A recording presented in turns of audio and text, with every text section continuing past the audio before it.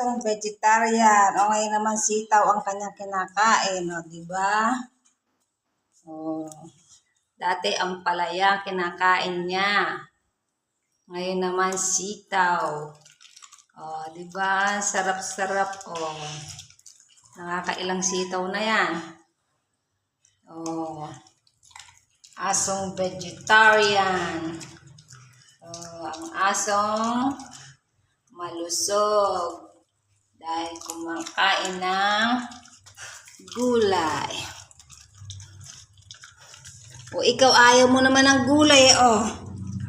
Tingnan mo, nanggagaya ka lang eh, oh. Naku, nanggaya ka lang eh. Naku, kunwari pa isa na yun, no?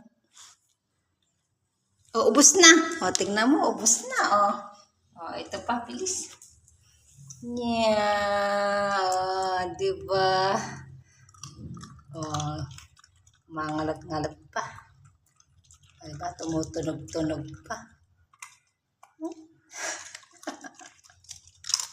Uy, masarap pa. Crunchy sitaw. Wow, ubos na naman ah. Nakailan na yan, nakailan na. Oh. Pang-apat niya na to. Hindi ko lang na-video yung una. O, diba? O. Yan. Si cute, cute. Cute, cute. O, diba? Ito, hindi kumakain ng gulay. Yung isa, ito, nanangay. Ito yung sitaw. O, hindi naman kinain. Nagkunwari lang. O.